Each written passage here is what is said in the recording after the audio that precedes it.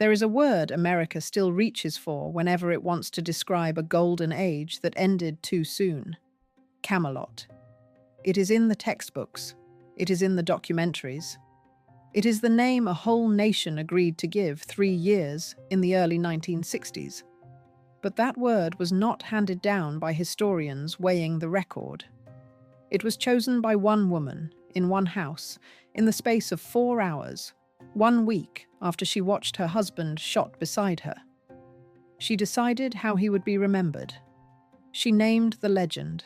She placed it in the largest magazine in the country, and then she guarded it for 31 years. The most famous story of the Kennedy presidency was written by his widow, and almost no one noticed the author standing in plain sight. If you want the real stories of the women who shaped power in America, the ones the textbooks filed under someone else's name, subscribe to Feminine Legacies so the next one finds you. Chapter 1. The word a nation agreed to use. More than 60 years later, the Kennedy presidency still answers to a single borrowed word, and the woman who chose it is rarely named as its author. Say the word to almost anyone, and the same images assemble on their own. A young president with good teeth and better luck. A beautiful wife. A White House full of light and music. A brief season that felt, in the retelling, like something out of legend, and then a rifle in Dallas that ended it. The word for all of that is Camelot, and the country reaches for it without thinking, the way it reaches for the name of a season. What almost no one stops to ask is where the word came from. It sounds as though it must have grown up on its own, the way nicknames do, drifting out of the newspapers and the mood of the times until everyone was using it. That is not what happened. The word was placed. It was chosen deliberately by a specific person for a specific reason, and it was put into circulation through a specific and very powerful channel, all inside a single week at the end of November 1963. The person who chose it was the president's widow. She was 34 years old, and she had just watched her husband killed at her side. And in the days that followed, she did something that no one expected a grieving woman to be capable of. She sat down and authored the way he would be remembered. This is the story of that authorship. It is the story of how Jacqueline Kennedy, granted none of the formal power her country reserved for men, took hold of the one kind of power that was never offered to a woman of her time, the power to write history itself, and used it more effectively than almost anyone in the American century. She held no office. She commanded no votes. She signed no law. And yet the version of the Kennedy presidency that endures, the one carried in the word Camelot, is hers, not the historians', and it has outlasted most of the policies her husband lived long enough to sign. There is a temptation, when a woman is beautiful and grieving and photographed in a black veil, to see only the grief. That is the mistake this film exists to correct. The veil was real. The grief was real. And underneath both of them, in the same hours, a strategist was at work. She chose the instrument. She set the terms. She dictated the frame. And when a national magazine's editors tried to soften what she had chosen, she overruled them from the room. The image of passive sorrow and the reality of active control existed at the very same moment, and the image was itself part of the control. Look at what one word has done across the decades that followed. The Kennedy administration lasted 2 years and 10 months, from January 1961 to November 1963, a little over 1,000 days. In that time, there were triumphs and there were failures, crises met and mistakes made, the ordinary mixed record of an American administration. A working historian could fill a shelf with the record, but the single word that the largest number of Americans still attach to those 1,000 days is not any policy at all. It is a line from a Broadway musical about King Arthur, and it got there because one woman put it there. Memory, it turns out, is a form of power, and it may be the most durable form there is. Laws are repealed, elections are reversed, fortunes are spent. But the story a nation agrees to tell about itself can harden into something close to permanent, and whoever writes that story first, and guards it longest, holds a kind of power that no term limit can touch. Jacqueline Kennedy understood this in the deepest week of her life, when almost anyone else would have been capable of nothing at all. That is the strange and central fact of her story. The act of authorship that fixed her husband in the national memory was performed not in a season of strength, but in the worst days a person can be handed, and performed so well that the country accepted the result as simply true. She had been preparing for it her whole life, though no one would have described it that way, least of all her. The skill she used in that quiet room was one she had been sharpening since girlhood, the management of the space between what is real and what is shown. The question that opens her story is a simple one, and the rest of this film is the answer. How did a woman with no office and no vote come to write the history that a country still repeats? And why did it take 31 years for anyone to see how she had done it? The answer begins long before Dallas, in a childhood divided between two very different houses. Chapter 2. The Two Worlds That Taught Her Surfaces. She was raised between a father who lost a fortune and a stepfather who kept one, and she learned young how a family decides what the world is allowed to see. Jacqueline Lee Bouvier was born on the 28th of July, 1929, at Southampton on Long Island, into a world that looked, from the outside, like unbroken privilege. The truth was more precarious than that, and the precariousness was the education. Her father was John Vernou Bouvier III, a stockbroker of French descent, a handsome and charming man whose charm ran well ahead of his discipline. He drank. He gambled. He spent money he did not reliably have. And over the years, the Bouvier fortune thinned and frayed under the weight of his habits until the glamour was mostly surface with very little underneath. Her mother was Janet Norton Lee, a woman with a sharper sense of how the world actually kept its accounts. The marriage between Janet and the charming, unreliable Bouvier did not survive, and the divorce cut the young Jacqueline's childhood into two distinct halves. On one side stood her father, all warmth and flash and instability, a man who could fill a room and empty a bank account in the same afternoon. On the other side, after her mother remarried, stood the world of the Auchincloss family, into which Janet married with a much surer footing. That world had real and lasting money, and it had something the Bouvier side had been losing for years, which was the quiet security of wealth that does not have to worry about itself. A child raised on one side of that divide might have learned only comfort, and a child raised on the other only anxiety. Jacqueline was raised on both, moving between them, and what she learned from the crossing was subtler and more useful than either. She learned that appearances and reality are two different things, that a family can look one way to the outside world and be another way behind the door, and that the gap between the two is not an accident, but something that is managed. Her father taught her, without meaning to, how a dazzling surface can be maintained over a hollow center. Her stepfather's world taught her what it looked like when the surface and the substance actually matched. Between the two, she developed an eye for the machinery of impression that most people never acquire because they never need to. This is the apprenticeship that mattered, though no one at the time would have called it that. She was not being trained for anything as far as the world was concerned. She was a well-bred girl being prepared for a good marriage, given the education such girls received, the languages, the riding, the manners, the polish.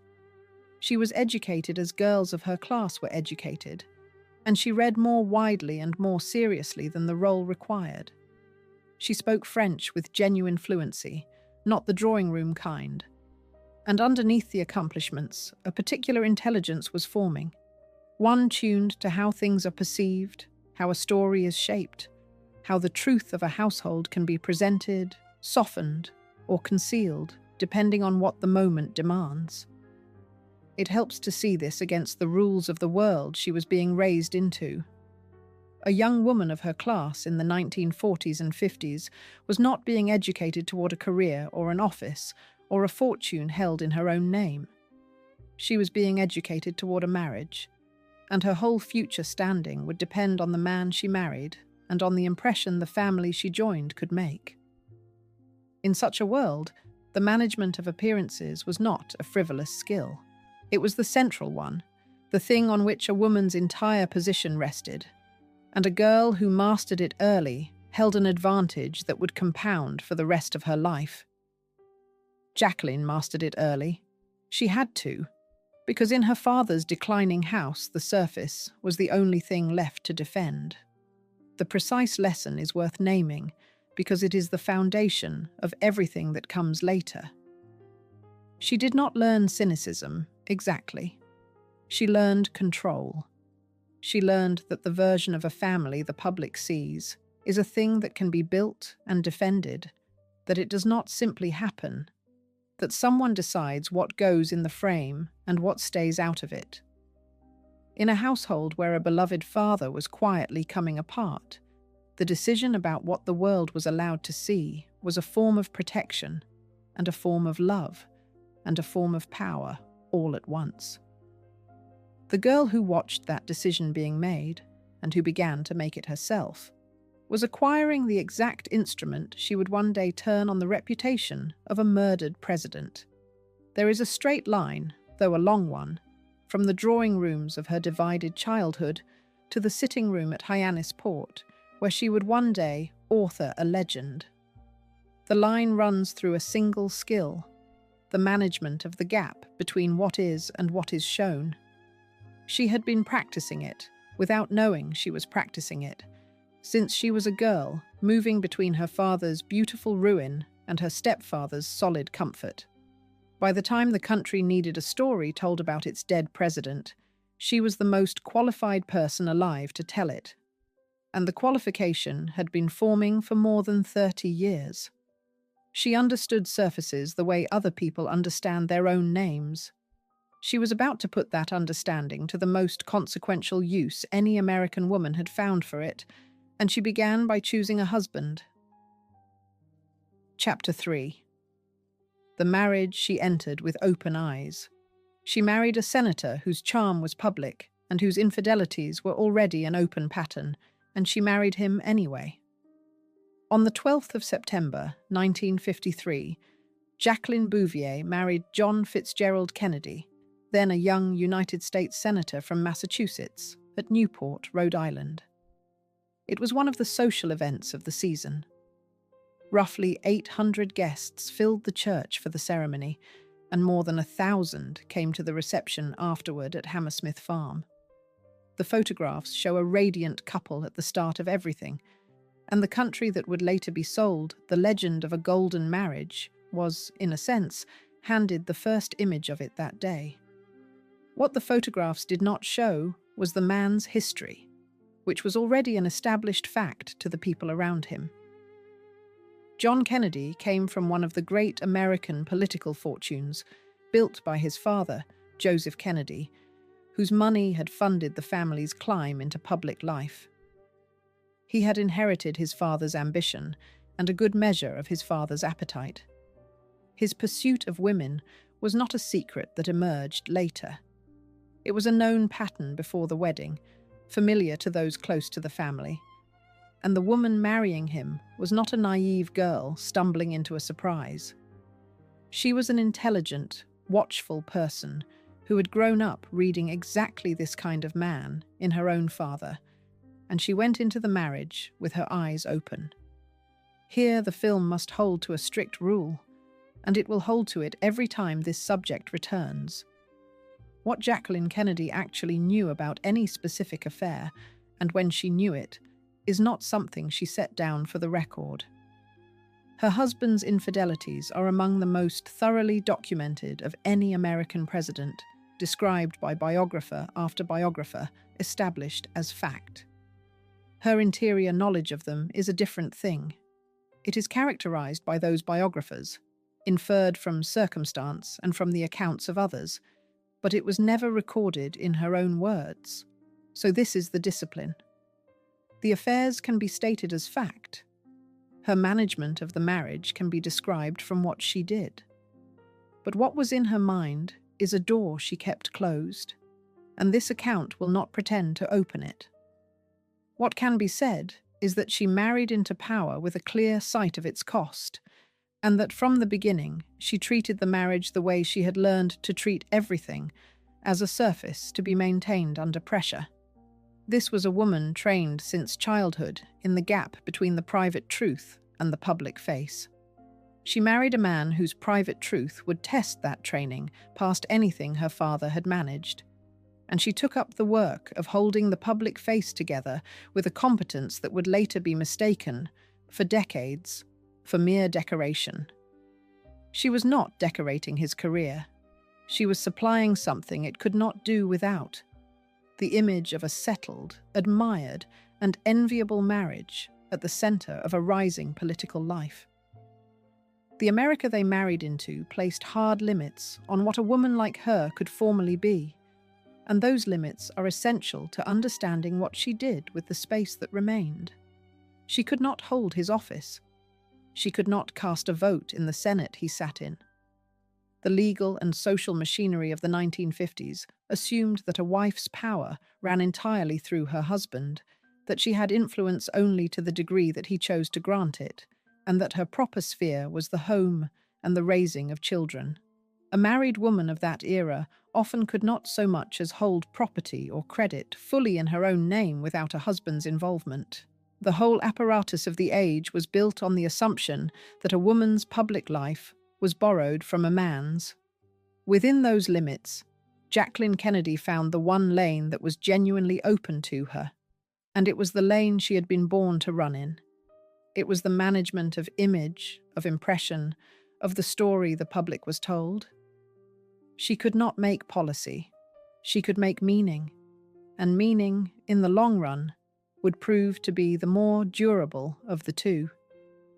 By the time her husband was elected president in 1960, she was already, in effect, the director of the Kennedy image, though the title did not exist, and no one would have thought to give it to her. She had learned to turn the narrow sphere the era allowed her into a genuine instrument of influence, quietly, without ever seeming to reach for power at all. She entered the marriage clear-eyed about the man, disciplined about the surface, and fluent in the one form of power her era left open to her. The apprenticeship of her childhood and the choices of her marriage had produced a particular kind of expert, an authority on how her husband was seen. The country was about to hand her the largest possible stage on which to practice that authority, and then, in Dallas, it would hand her the largest possible reason to use it. She stood at the start of it all in a wedding dress at Newport, the author in waiting, already holding the skill that the whole nation would one day depend on, without ever knowing whom to thank. The stage came first, and it was the most famous house in the country. Chapter 4. The First Lady Who Staged a Presidency. Before she ever authored his memory, she authored his image, turning the White House itself into an argument about who her husband was. When Jacqueline Kennedy arrived at the White House in January 1961, she was 31 years old, and she looked at the building she had been given and saw a stage that had been badly dressed. The house was tired, its rooms filled with undistinguished furniture, its history scattered and half forgotten. Most incoming residents would have treated that as a decorating problem. She treated it as a communications problem, and she solved it as one. She set out to restore the White House, not as a private home, but as a public statement, a physical argument about the seriousness and the culture of the administration that now occupied it. She hunted down historic furnishings, recovered pieces of the building's past, and remade its rooms into something that spoke of continuity, taste, and depth. This was not idle homemaking. It was the deliberate construction of an impression, the same work she had been doing since her childhood, now performed on the most visible surface in the country. She was building a version of her husband's presidency that the public could walk through and photograph, a claim in wood and paint and fabric about what the Kennedy years meant, and she was building it on purpose. The rest of the performance matched the setting. She spoke French to visiting heads of state, and not the halting kind, real fluency that turned a diplomatic courtesy into a small act of glamour that the newspapers could not resist. She filled the house with musicians and writers and artists, giving the presidency a sheen of culture and youth that no policy paper could have generated. She understood, with a precision that was decades ahead of the people around her, that a presidency is not only what it does, but what it appears to be, and that the appearance, managed well, becomes part of the reality in the public mind. She was, in the plainest terms, running an image operation of extraordinary sophistication, and she was running it in full view while the country simply called it charm. Look at what she was actually producing, and the scale of it becomes clear. A tired public building was remade into a national symbol of taste. A young administration only recently arrived, its record still short, was clothed in an atmosphere of culture and permanence that made it feel far more established than it was. The wife, who could not make a single appointment or sign a single order, was manufacturing something the whole administration needed and could not produce without her, which was the sense that the Kennedy White House was a place of light and seriousness and youth. That sense was her creation, built room by room and dinner by dinner, and it did more to fix the administration in the public heart than most of what happened in the offices down the hall. There is a way of describing this that the era would never have allowed, and it is simply the accurate one. She was a strategist of perception operating at the highest level of the American government, and she was doing it without a title, without a salary for the work, and without anyone in power quite recognizing it as work at all. The men around her husband ran the policy. She ran the image. And the image, it would turn out, was the part that lasted. Every state dinner was staged. Every restored room was an argument. Every appearance was a decision about how the presidency would be seen. She had taken the ceremonial role handed to first ladies and quietly converted it into a genuine instrument of influence over the way an entire country understood its own government. This is the fact that the later legend would build on, and it is why the legend was so easy for her to install when the time came. She had spent nearly 3 years teaching the country how to see her husband's presidency. She had trained the national eye. When the moment arrived to fix that presidency permanently in memory, she was not improvising with unfamiliar tools. She was doing, under the worst pressure imaginable, exactly what she had already been doing in comfort and daylight for years. The restoration of the White House and the authorship of Camelot were the same act performed twice, first on a building and then on a memory, by the same person using the same skill. And yet, for all its polish, the surface she built had something underneath it that the cameras never reached. The golden couple moving through those beautiful rooms was, in private, a marriage under a strain the public knew nothing about. The very perfection of the image she was constructing depended on keeping that strain invisible, and keeping it invisible was itself a labor, performed daily, that no one saw and no one credited. The public admired the light in the rooms. It never asked what the light was designed to keep in shadow. That was the whole point of the design. And the woman who built it knew better than anyone how much of the truth the beautiful surface was holding back. The truth it held back was a hard one, and it is the ground the golden legend would later be raised over. Chapter 5. The marriage underneath the image. The golden couple the country admired was, in private, one of the most documented cases of a husband's serial betrayal in American political life. This is the hard center of the story, the truth over which the golden frame would later be raised, and it has to be told plainly, because the whole meaning of the Camelot legend depends on understanding what the legend was covering. John Kennedy's infidelities were not occasional lapses. They were a settled pattern, extensive and continuous, documented across the years by the biographers and historians who later reconstructed his private life in detail. The man the public saw as half of the most admired marriage in America was, behind the door, conducting a private life that ran directly against the image his wife was building in public. The discipline the film keeps here is the same one it set out in the beginning, and it matters most precisely at this point. The affairs are fact. What his wife knew of any particular one, and when, is not something she recorded, and this account will not invent it. What can be described, and described with confidence, is what she did. She stayed. She held the public image intact. She continued, through all of it, the work of presenting the Kennedy marriage to the country as something luminous and whole. Whatever she felt, and whatever she knew, she did not let it crack the surface she had built, and the not letting it crack was a labor of enormous and sustained control. Weigh what that control actually required. Every public appearance was a performance held steady over a private reality that would have justified collapse.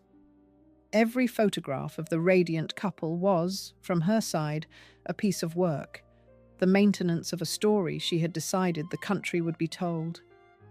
The woman the newspapers treated as a decorative presence was in fact carrying the heaviest kind of weight there is, the weight of a truth that must not show, and she carried it without visibly straining, which is the hardest way to carry anything. The surface everyone admired was smooth, because she was holding it smooth, from underneath, with a strength no one thought to look for, because no one thought to look for strength in a beautiful wife. There is a version of this story, told on other channels, that makes her the passive victim of the arrangement, the wronged wife enduring humiliation in silence. That version gets the woman wrong. Endurance was not something that happened to her. It was something she did, a chosen and active strategy, the same strategy she had watched managed in her father's house and had refined into an instrument of her own. She was not a pawn in a marriage she could not control. She was the manager of the one part of it she could control absolutely, which was how it appeared to the world, and she managed it with a competence that would have been called ruthless in a man and was called grace in her. The difference between those two words hides the whole underestimation of her that lasted for decades.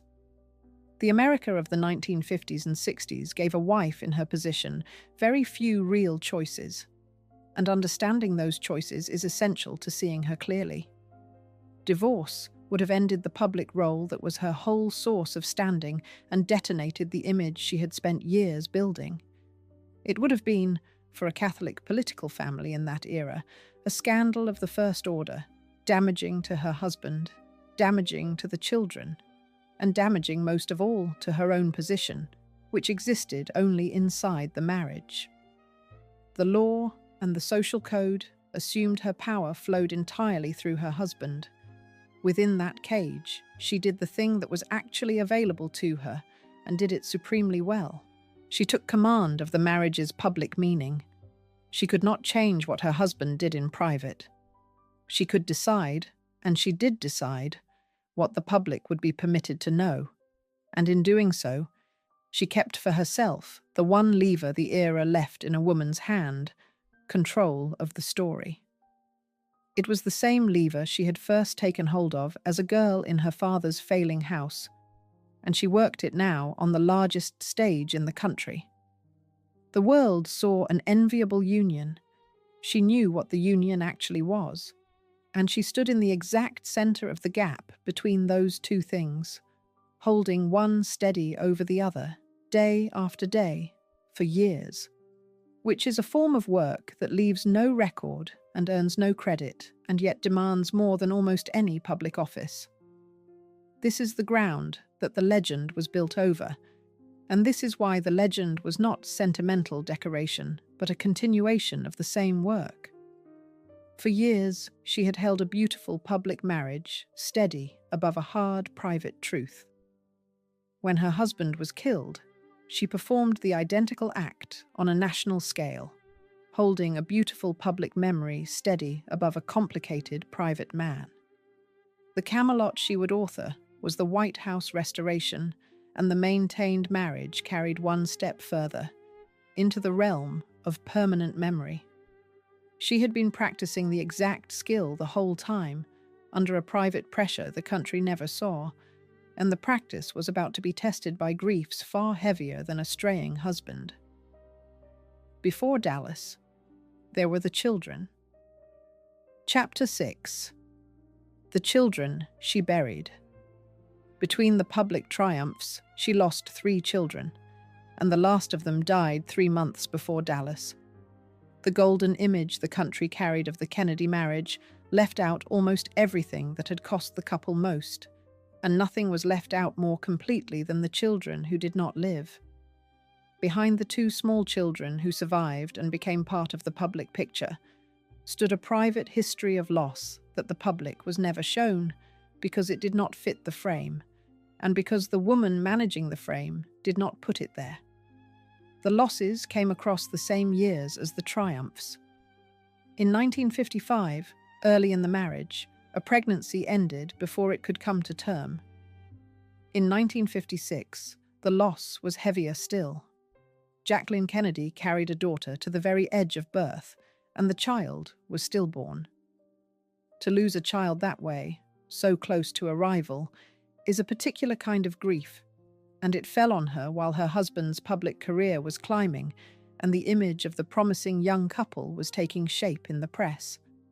The private woman was burying a daughter, while the public woman was becoming a national figure, and the gap between those two facts is the gap this entire film is about. Then came the loss that fell closest to the end. On the 7th of August, 1963, 5.5 weeks before he was due, Jacqueline Kennedy gave birth to a son. He was named Patrick Bouvier Kennedy. He was born too early, and his lungs were not ready, and he struggled almost from the first minutes with the condition then called hyaline membrane disease, a failure of the underdeveloped lungs that the medicine of the time could not defeat. For a day and a half, the family and the doctors fought for him. On the 9th of August, having lived not 2 full days, Patrick died.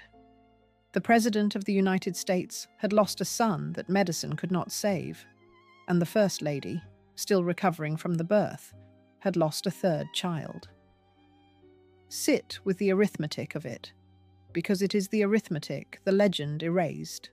3 children lost. A pregnancy ended in 1955. A daughter stillborn in 1956. A son who lived not 2 full days in August of 1963 and then was gone. 2 children who lived and grew up in the public eye. The couple the country was taught to remember as a golden pair in a golden age had, in truth, stood over 3 small graves across 10 years. And the last of those losses came only 3 months before the motorcade in Dallas. The gold was real in the photographs. It was not the whole of the life, and it was very far from the whole of what she carried into that open car in Texas. The death of Patrick did one thing that the record does allow us to see, and it is a tender and important thing. It drew the couple closer in the final autumn of the president's life. In the weeks after the baby's death, those around them noticed a closeness between the two that had not always been so visible. A marriage that had survived so much private strain, briefly softened by a shared and specific grief. Whatever the years of infidelity had done to the union, the loss of this child seemed, for a season, to bind them. It was a real thing, observed by real witnesses, and the record permits it to be said, which is why it can stand in the film where the contents of her private mind cannot. It was in that softened season, that last autumn, that the trip to Texas was planned. The couple that rode into Dallas together in November was a couple that had just buried a son in August, though the crowds cheering along the route knew nothing of it. They saw the golden pair. They did not see the two people who had stood together in grief over a lost son only months before, and the frame she would soon build would make sure they never did. This is the ground the golden legend was raised over, and it is why the legend, for all its beauty, carried a quiet dishonesty at its heart that even its author would come to feel. Camelot had no room in it for 3 dead children. It had no room for a marriage held together over years of private betrayal and private loss. It offered the country a shining moment and asked it to remember nothing else. And the country, grateful for something beautiful to hold in the middle of horror, agreed. The woman who built that frame knew exactly what she was leaving out of it, because she was the one who had lived every piece of what the frame excluded. She had buried the children herself, and when the time came to write the story of the Golden Age, she chose, with full knowledge, to leave the graves out of it. But first, the Golden Age had to end, and it ended in a plaza in Dallas. Chapter 7. The motorcade and the suit she would not change. On the 22nd of November 1963, she was sitting beside him when the shots came, and what she did in the hours after was already the work of an author. The motorcade moved through the streets of Dallas that afternoon, the president and the first lady in the back of an open car, the crowds thick along the route, the Texas sun bright. She was beside him, close enough to touch him, when the rifle fire reached the car and struck her husband down. What happened in the next seconds is among the most examined moments in American history, and it left her, within the space of a heartbeat, a widow at 34, with her husband's blood across her clothes. What she did in the hours that followed is less examined, and it is where the author reappears, even inside the horror. She would not change her clothes. Through the desperate rush at the Dallas hospital, through the long flight back to Washington with her husband's body, she kept on the suit stained with his blood, and when it was suggested that she clean herself up, she refused. Her reason, later remembered, was exact, and it was deliberate. She wanted them to see what had been done. She wanted the country and the men now taking power to look at the blood and understand, without a word from her, the full brutality of what had happened in Dallas. That refusal is the hinge of this whole story, because it is the first visible act of authorship over the meaning of his death, performed within hours of the killing, by a woman in shock and covered in her husband's blood. Weigh what it actually was. It was a decision about image. It was a choice about how a moment would be seen and what it would be made to mean. In the worst hour of her life, when almost anyone would have been capable of nothing but grief, some part of her was already doing the work she had trained for since childhood, the work of controlling what the world was shown. She turned her own blood-stained body into a statement, and she held to that statement against every gentle suggestion that she spare herself the ordeal of being seen that way. Understand the composure that required, because it is almost beyond ordinary comprehension. She had watched her husband die under her hands. She had ridden through the panic and the sirens with his blood on her, and through all of it, some cold and clear part of her mind was already thinking about meaning, about how this would be remembered, about what the country needed to be made to see. That is not the response of a woman merely enduring what was done to her. It is the response of an author, working, and working at the highest level, in the least possible conditions for it. The instinct to shape the story was so deep in her that it functioned even through shock, even through blood, even in the first hours of the worst grief a person can carry. The country she flew home to was shattered and leaderless in its feelings, plunged in a matter of seconds from the golden image she had spent years building into raw national horror. There was, in that moment, no settled story about what the Kennedy presidency had been or what its ending meant. There was only shock and a vacuum where the meaning should be, and vacuums like that do not stay empty. Someone would fill it. Some version of what those 1,000 days had been and what their violent ending signified would take hold in the national mind in the days that followed, and whoever shaped that first version would shape it for a very long time. She understood this. She had always understood how the first telling becomes the lasting one. And so, even as the funeral had to be arranged and 2 small children had to be told and a nation had to be steadied, another clock was running in her mind, the clock of memory.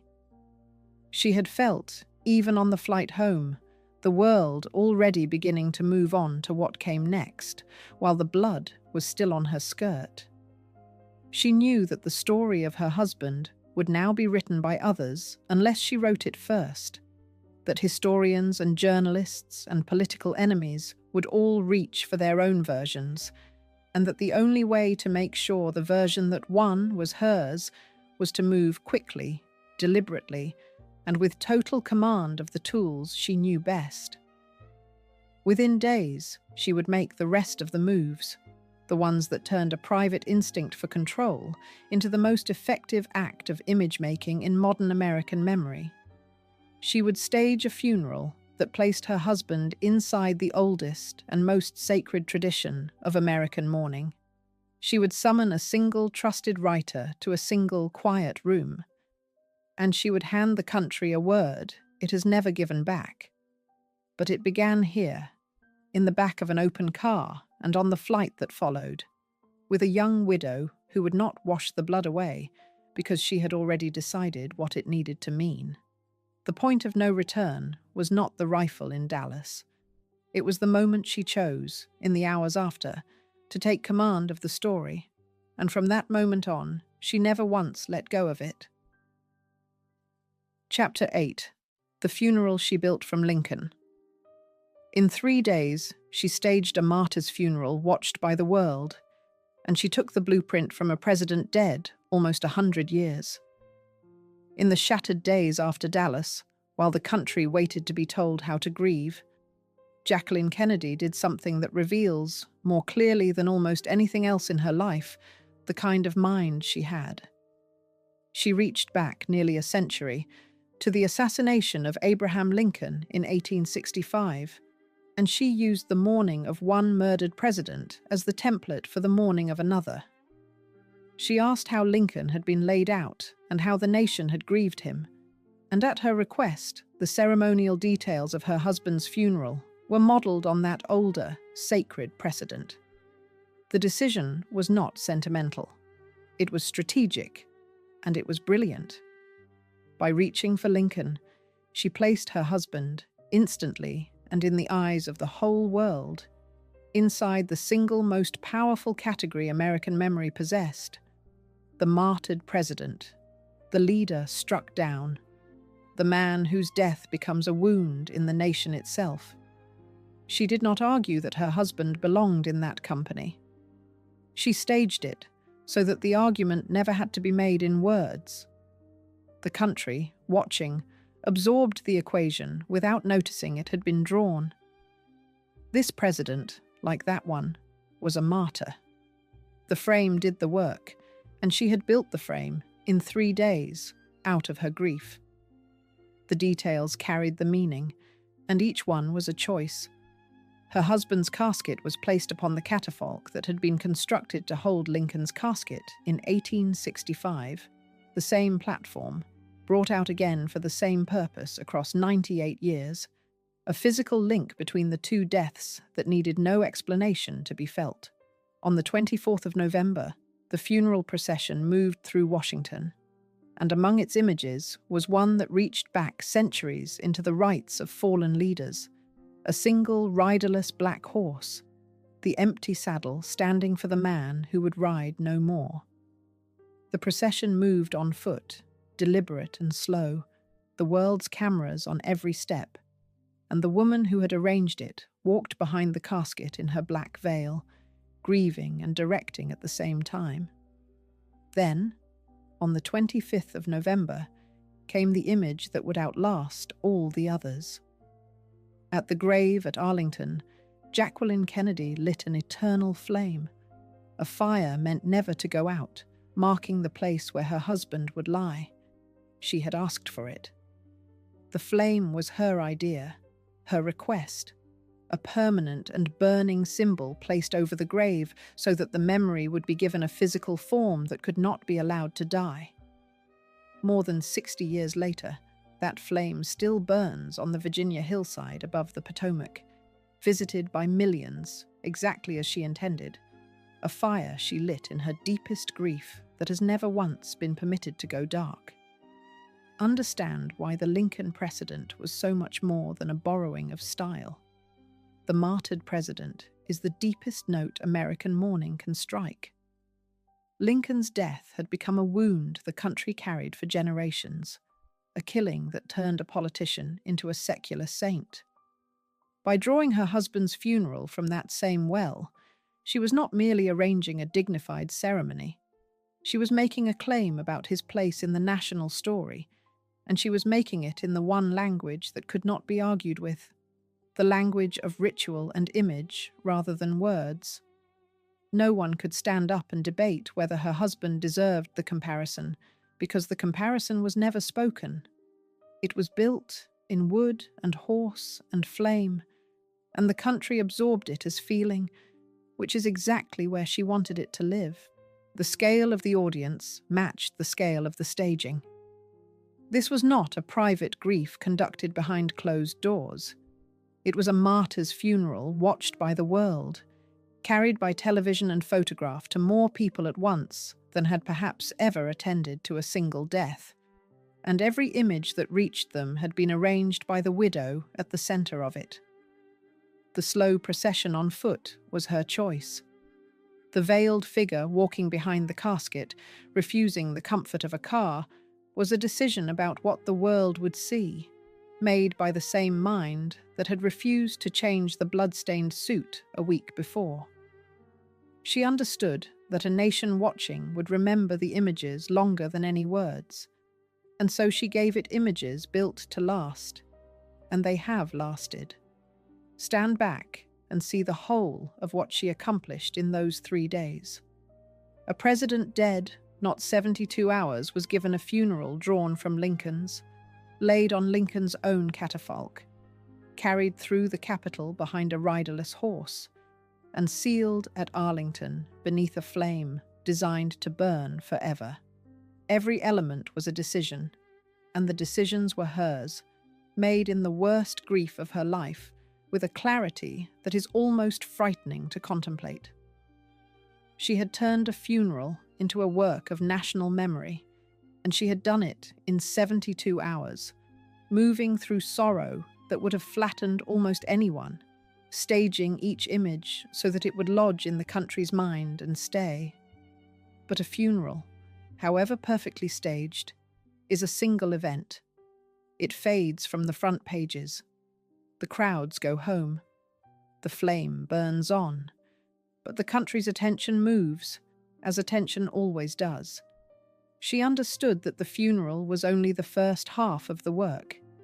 It had placed her husband inside the martyr tradition, but it had not yet given the country the word, the frame, the story it would carry once the shock wore off and the ordinary business of remembering began. For that she needed something the funeral could not provide.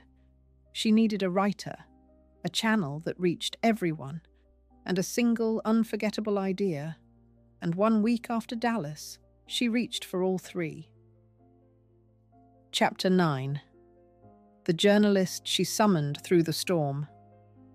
1 week after Dallas, she reached for one man, a writer she trusted, and had him driven to her through a rainstorm. His name was Theodore Harold White. He had been born in 1915, and he had made himself one of the most respected political journalists in the country, the author of a book called The Making of the President 1960, which had won a wide readership by pulling back the curtain on how a presidential campaign actually worked. He was admired precisely for his ability to see the machinery behind the show, to explain the levers and the deals and the calculations that ordinary coverage missed. He was, in other words, a man who exposed how things were really made. On the 29th of November 1963, 1 week after her husband was killed, Jacqueline Kennedy summoned him to Hyannis Port, and he came.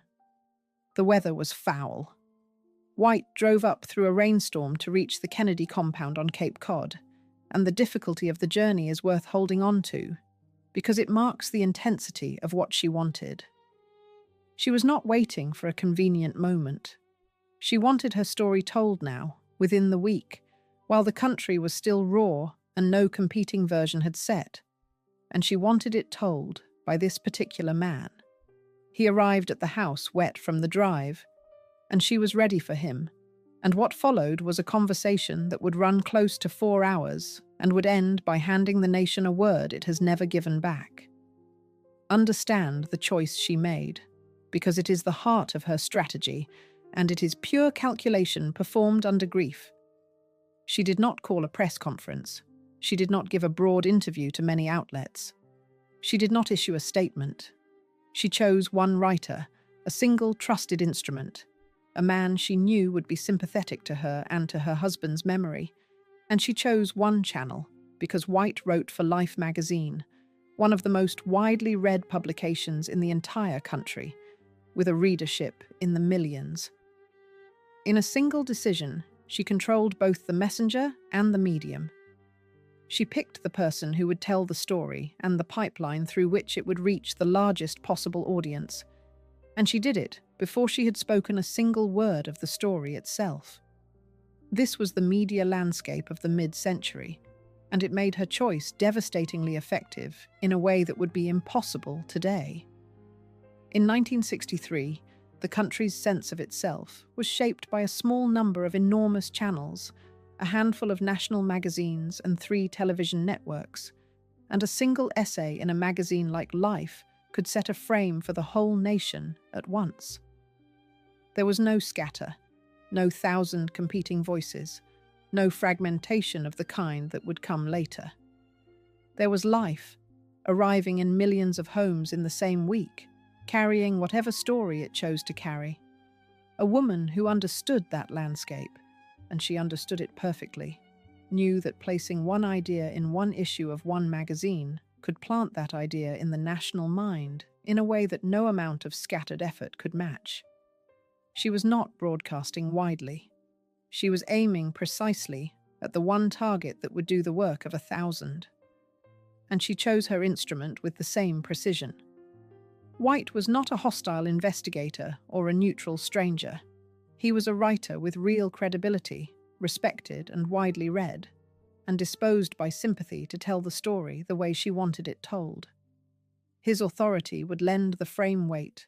His readership would carry it everywhere. And his gratitude at being the one chosen in that historic and terrible week to receive the widow's private memory would incline him to protect what she gave him. She had selected, out of every journalist in America, the one whose talents and whose sympathies best served the exact result she intended to produce. Everything about the setting served her purpose too. She brought him into the family compound, onto her ground, into a private room rather than a public forum, where the terms of the conversation would be hers. She had decided in advance what she wanted the country to remember, and she had chosen a man disposed to help her remember it, and a magazine that would carry it to everyone. The reporter, famous for exposing the machinery behind political events, had been summoned to become part of a machinery he did not fully see, the machinery of a legend being built. He thought he was there to record her grief. He was there to transmit her design, and the design was already complete before he sat down. So they sat down together, the grieving widow and the trusted writer, in a quiet room in a storm-swept house 1 week after the murder of a president. And she began to talk. What she gave him in the next 4 hours was not the raw overflow of sorrow that he, and later the country, might have imagined. It was a frame, deliberate and shaped, built around a single image she had chosen with care, and she would guide him toward it, and then fight to keep it intact against every effort to soften it. The conversation that was about to unfold would decide how a nation remembered 3 years of its history, and the word at the center of it was already waiting in her mind, ready to be handed over, chosen and prepared and lethal in its simplicity. Chapter 10. The frame she dictated and would not let go. She told him her husband played a record at night, and by the time she was finished, she had handed the nation the only word it would ever need. The image she gave Theodore White was domestic and intimate, and precisely chosen. She told him that at night, before sleep, her husband had liked to listen to a recording from a Broadway musical, and that the show was Camelot, the work of the composers Alan J. Lerner and Frederick Loewe, and that the lines he loved best were the ones that closed it, about a spot that existed for one brief shining moment and was known as Camelot. Then she gave White the meaning she wanted attached to it. She said this was how her husband should be remembered. She said that great men are remembered by the legends they inspire. It was a masterstroke, and it was delivered as though it were only a widow's tender memory. In a single image, she reframed an entire presidency. The Kennedy years were no longer a record of policies to be argued over, a mixed ledger of triumph and failure like any administration's. They became a legend, a brief and shining age, a Camelot cut short, something closer to myth than to history. She did not ask White what her husband's presidency had meant. She told him what it had meant, and she wrapped the telling in a line from a musical so that it would lodge in the heart rather than the head, where arguments cannot reach it. She had reached past the mind of the country and straight into its feelings, and she had done it with one borrowed word. Choosing the frame was only half the move. The other half, the decisive half, came when White sat down to write and then telephoned his editors at Life to dictate the piece, roughly 1,000 words, and he did so with the widow present in the house. Here the record must be handled with care, and this film will handle it exactly as the documents allow and no further. What is documented is this. When the Camelot material reached the editors, they objected to it. They found it overwrought, too sentimental, and they wanted it cut or softened. And it stayed. The Camelot frame remained in the essay, with Jacqueline Kennedy present in the house and set on keeping it, and the editors gave way. That is the whole of what the record establishes, and it is more than enough. There is no need to invent the dialogue of that phone call, and this account invents none of it. There is no transcript of exactly what passed between the writer, the editors, and the widow in the room, and none will be manufactured here. What matters is the shape of the thing, and the shape is unmistakable. A grieving woman, 1 week after her husband's murder, held the editors of one of the most powerful magazines in the country to the frame she had chosen, and they yielded, and the frame she wanted went out to millions exactly as she wanted it. She had reached into the editorial process of a national publication and bent it to her design, from a house on Cape Cod, in the depths of the worst grief of her life. This is the moment the entire film has been building toward, because it is the moment the abstract idea of her power becomes a concrete and visible act. Everything before it, the childhood apprenticeship in surfaces, the maintained marriage, the staged White House, the Lincoln funeral, all of it converges here, in a single room, on a single phone call. over a single word. A woman with no office and no formal power of any kind overruled the editorial judgment of a national magazine and dictated the frame through which a nation would remember its dead president. She did not persuade the country slowly over years. She placed the word once at the source and held it there against professional resistance, and the placement held. The editors who objected were not foolish. They were doing their job, and their instinct that the Camelot material was too much was in its way a sound editorial instinct. But they were arguing about sentiment with a woman who was not being sentimental at all. She was building something. She knew exactly what the word would do, how it would travel, how it would lodge and spread and harden into the permanent frame it became. The editors saw an overwrought phrase.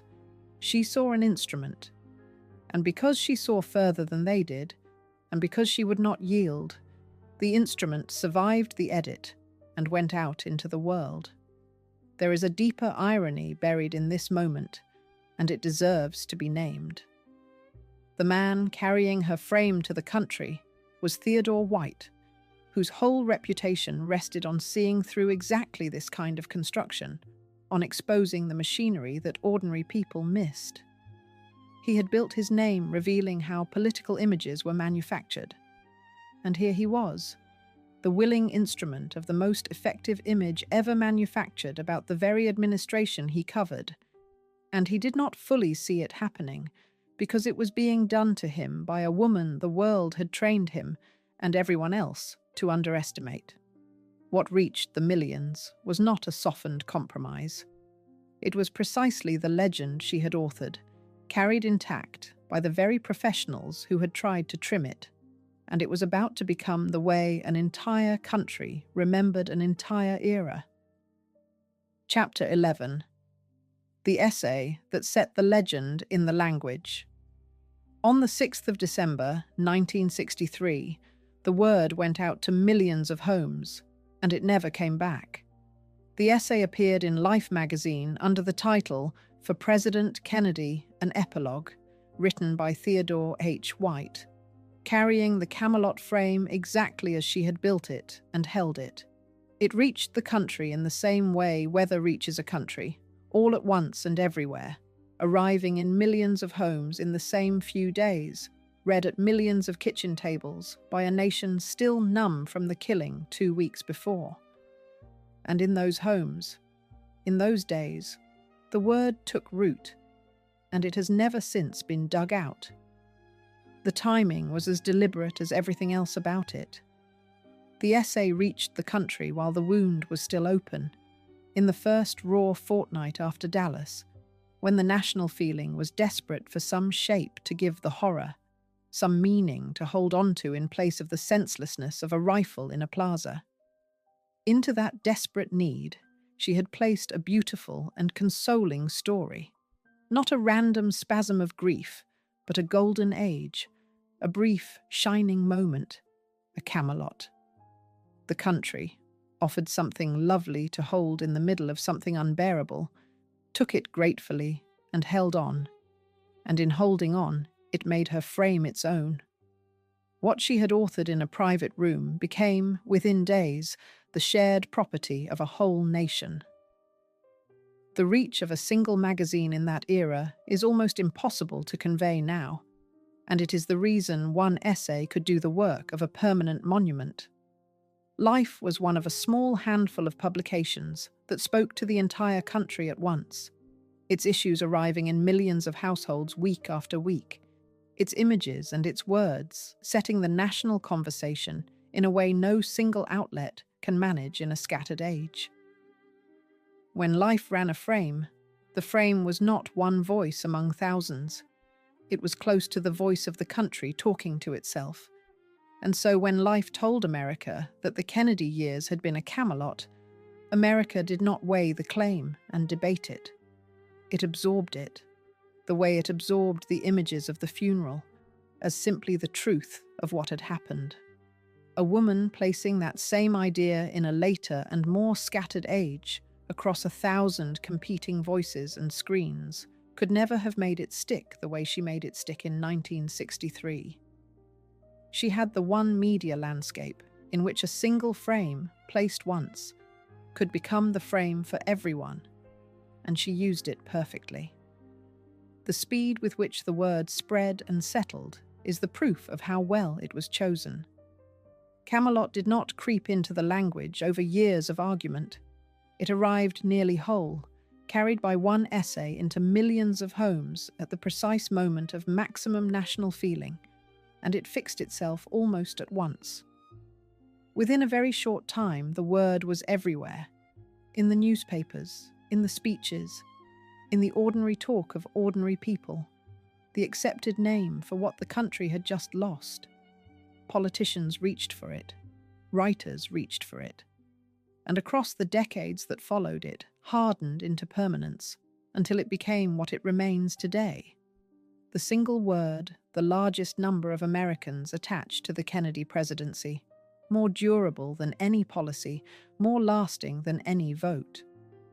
Measure the achievement against what it competed with. Her husband's administration had a full record of consequence, its crises and its struggles, its victories abroad and its failures, the ordinary substance of governing. All of that is documented, studied, argued over by historians to this day, and yet none of it holds the place in the popular memory that a single line from a musical holds. The word she chose beat the entire policy record for possession of the national imagination. 4 hours of authored grief outweighed 1,000 days of governing in the one arena that lasts longest, the arena of what a country simply remembers when it hears a name. That is the scale of what she did with one word placed in one magazine at one moment. Here is the quiet brilliance of it, the part that reveals the true scale of her authorship. Nowhere in the essay, and nowhere in the legend, did her own hand show.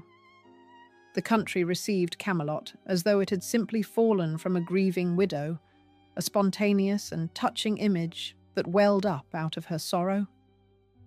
The apparent spontaneity was itself the craft. She had chosen the word deliberately, prepared it, guided the writer to it, and fought the editors to keep it. And then she had let the whole construction appear to be nothing more than the natural overflow of a broken heart. The most artful thing she did was to make her artistry invisible, so that the frame she had engineered would be received as pure feeling, which is exactly why it worked, and exactly why it lasted. With the essay published and the word set loose in the country, her great act of authorship was complete.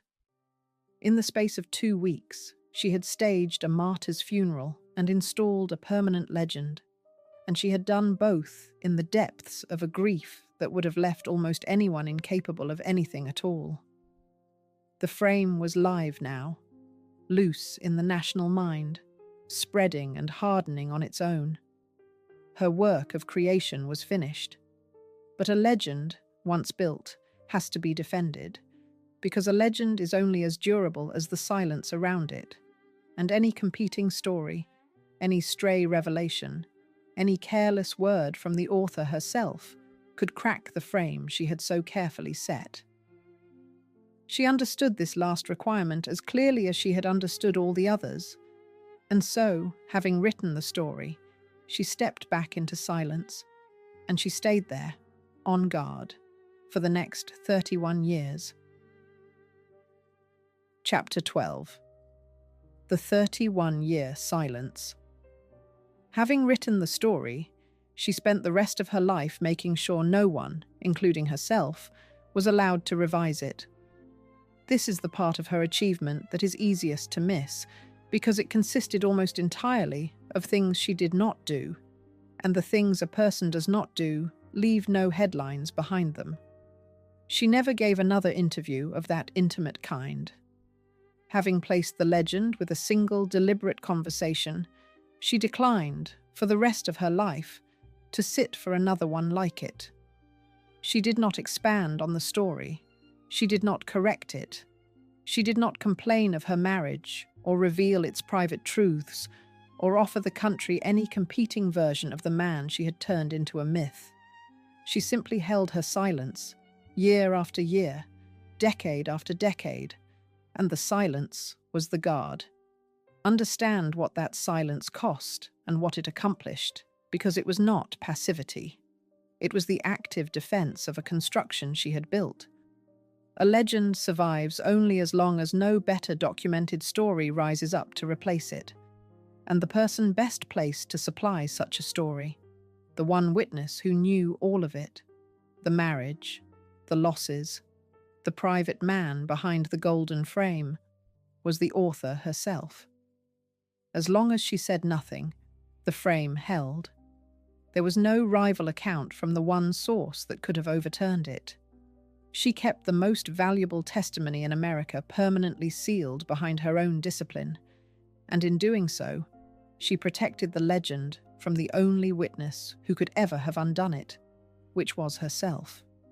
The greatest test of that discipline came in 1968, and she passed it in a way that shocked the country without ever cracking the frame. That year, she married Aristotle Onassis, the Greek shipping magnate, a man about as far from the martyred young president as could be imagined. The public was stunned. To many, it felt like a betrayal of the Camelot image, a golden widow stepping out of the legend into a marriage of wealth and worldliness, and the disappointment was loud and real. And here is the remarkable thing.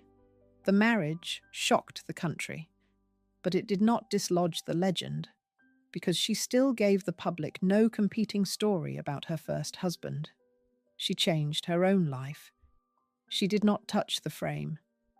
Camelot survived her second marriage untouched because she had built it to stand independent of her, and because she never once handed the country the words that could have brought it down.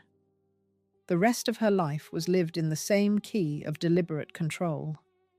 In her later years, she did not fade into idle widowhood or trade on her fame.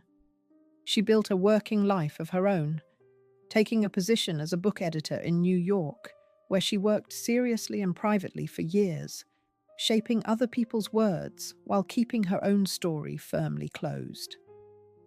She had spent her whole life managing surfaces and controlling what the world was shown, and she managed her own later years with the same discipline, granting the public almost nothing of her interior life, guarding her privacy as fiercely as she had once guarded her husband's memory, which were, in the end, the same act, performed on different subjects. Now the language of strategy finally fits without apology, and it should be used plainly. She calculated. She positioned. She deployed the one asset her era had left in her hands, control of the story, and she spent the next 3 decades protecting it with a discipline that would have been called strategic mastery in any man who practiced it. She walked into the one room the 20th century left open to a woman like her, the room where a reputation is made and kept, and she sat down at the head of the table, and she did not get up for 31 years. Every interview she declined, every memoir she never wrote, every private truth she carried to the end without speaking, was a move in a single long campaign to keep the legend she had authored standing exactly as she had built it. There is a discipline in that silence that is hard to overstate, because the temptation to break it must have been constant across 3 decades. She was, for the rest of her life, the most sought-after witness in America. Every biographer of her husband, every historian of those years, every journalist chasing the story of the marriage or the assassination or the private man behind the myth, wanted what only she could give. She had every ordinary human reason to speak, to correct a falsehood, to answer a slander, to set down her own account before others set down theirs. And she never did. She let 1,000 versions of her husband be written by other hands and refused, every time, to add her own. Because she understood that her authored version was safest precisely when she stayed silent and let no truer telling stand beside it. The refusal was not weakness or reticence. It was the hardest and most sustained act of self-control in the whole of her long campaign, and she very nearly took the whole secret of it with her.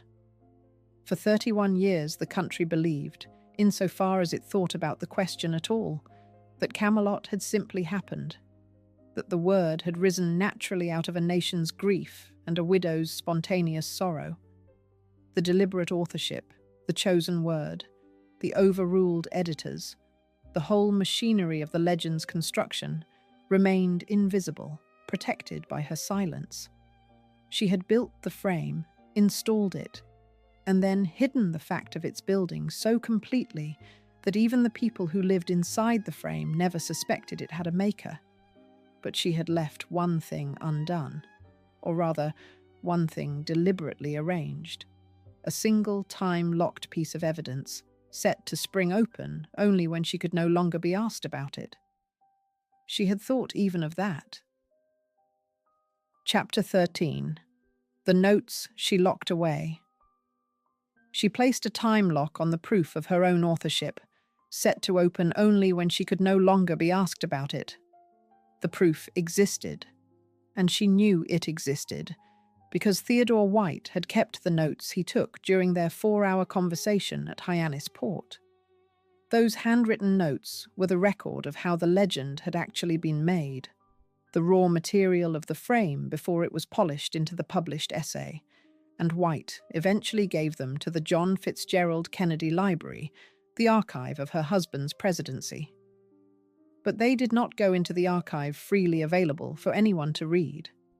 They went in under a seal, and the terms of that seal are the final revelation of the kind of mind she had. The notes were sealed until 1 year after her death.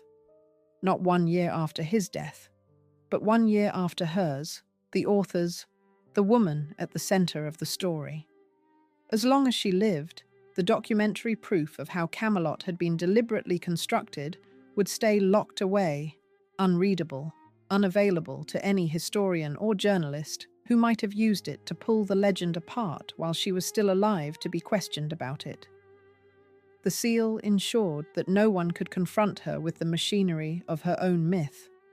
She would never have to answer for the authorship, never have to explain the choice of the word or the overruling of the editors, because the evidence would stay in the dark until she was safely beyond every question. She died on the 19th of May, 1994, in New York City at the age of 64. And 1 year later, in 1995, exactly as the seal provided, the notes were released. Only then, more than 30 years after the storm swept conversation at Hyannis Port, and a full year after the author herself was gone, could the country finally see how the most beautiful story it had ever told itself about its own history had actually been made. The notes revealed the deliberate hand behind the legend, the chosen frame, the guided writer, the shaping of grief into myth.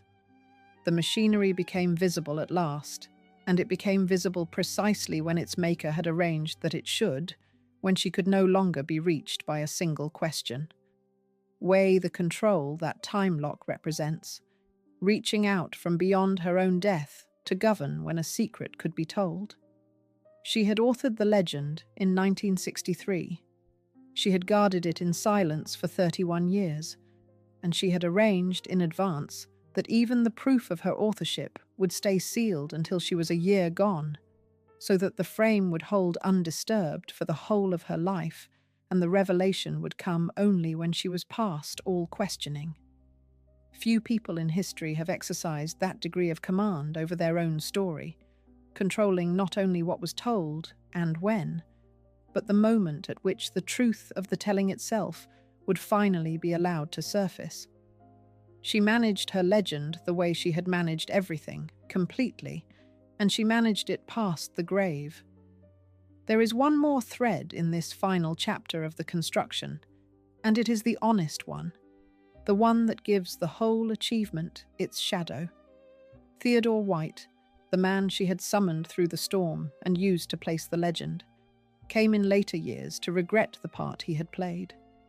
He reflected on what he had done, on his role in transmitting the Camelot myth to the public, and he expressed regret for it.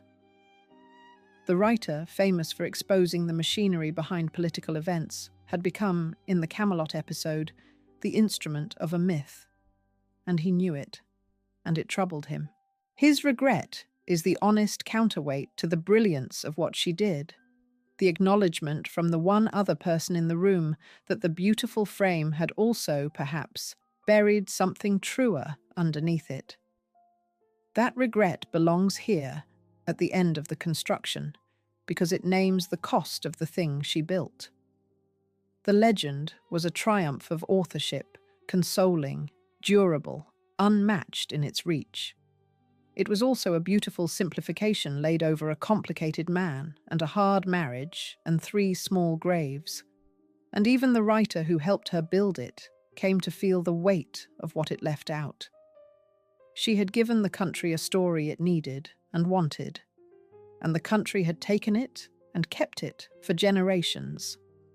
Whether that story crowded out the truer and more human one underneath is the question White carried, and it is the question the released notes finally allowed the rest of the country to ask, 1 year after the only person who could have answered it was gone. By the time the notes were opened, the legend was too old and too deep to be undone by them. That is the last measure of how well she built. The proof of the construction arrived, and the construction did not fall. Historians read the notes, and writers reassessed the myth, and the word Camelot went right on being the word the country used, because a story held in the national heart for a generation cannot be argued out of it by a document, however revealing. What the reassessment did change was the credit. For decades, she had been remembered chiefly for her style, the clothes and the restored rooms and the grace under grief. Now, the record showed something larger, that the most famous frame of the Kennedy presidency had been a deliberate and skillful act of narrative power, and that the author of it had been her all along. She had known that too.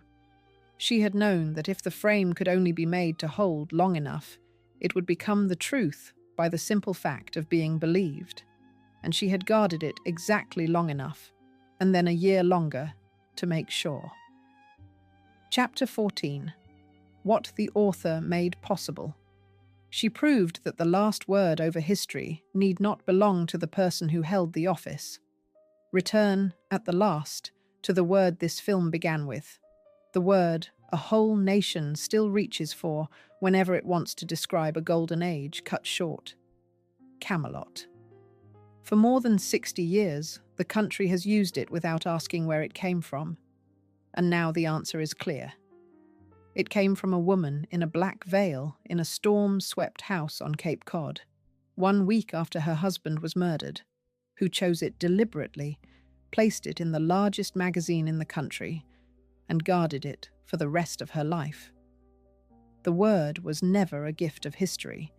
It was an act of authorship, and the author was Jacqueline Kennedy.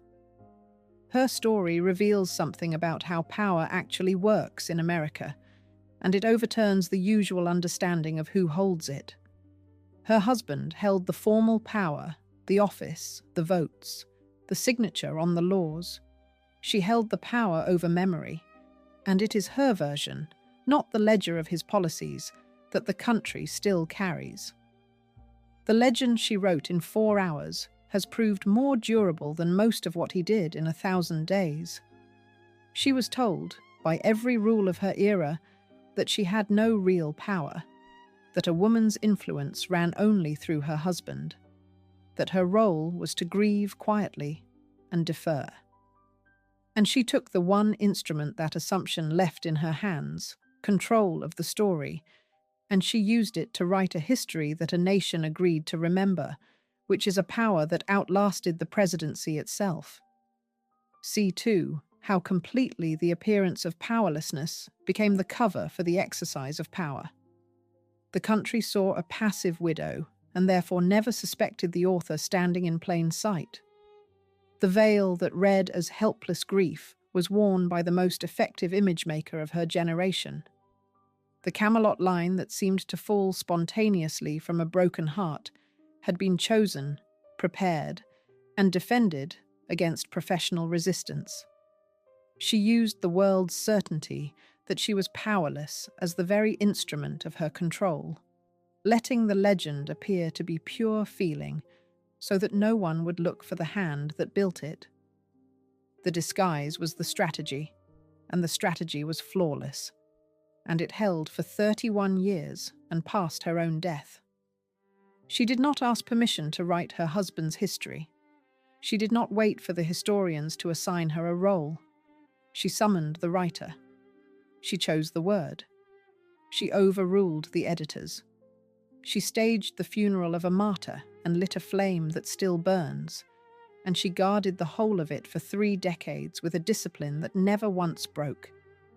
Every woman who has ever been told that her power runs only through a man, who has been handed the veil and the silence and the supporting role and expected to be grateful for them, has in Jacqueline Kennedy an answer written into the historical record itself.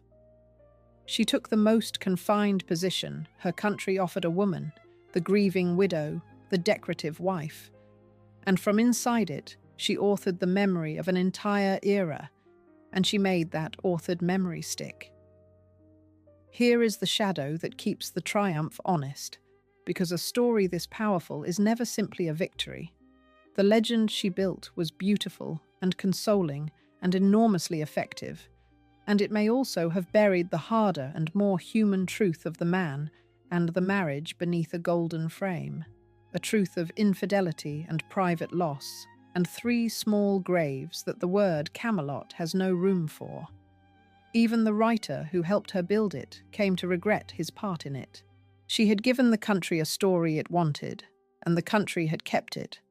And whether the keeping cost it the truer story underneath is a question she arranged, with her sealed notes and her lifelong silence that no one could put to her while she lived. But the deepest thing her life leaves behind is not the shadow. It is the proof, entered permanently into the record, that a woman granted no formal power at all could still write the history that a nation would agree to remember. The men around her held the offices and signed the laws and stood at the podiums, and history has recorded them accordingly. She held none of that. She held a word, and a room, and 4 hours, and the discipline to guard what she made for the rest of her life. And the word she chose has outlasted the offices and the laws and the podiums, and it is the word the country still uses. That is what her power made possible, for herself and for the women who came after her. She showed that the last word over history can belong not to the one who held the office, but to the one with the will to author the memory and the nerve to guard it to the end. She named the legend. She built the frame. And more than 60 years later, the country is still living inside the story she wrote, in a house full of light that she designed, using a single borrowed word that was never anyone's choice but hers. The president held the 1,000 days. The widow held the memory of them, and the memory is what remained, which is the quiet lesson every woman after her can read in the record. Power is not only the office, sometimes it is the word, and the will to make it last. If this is the kind of history you want, the women who wrote the record while the world watched the men, subscribe to Feminine Legacies so the next one reaches you. And tell me in the comments, when you picture the Kennedy years, do you see the history, or do you see the story she wrote for you? I want to hear how you read her.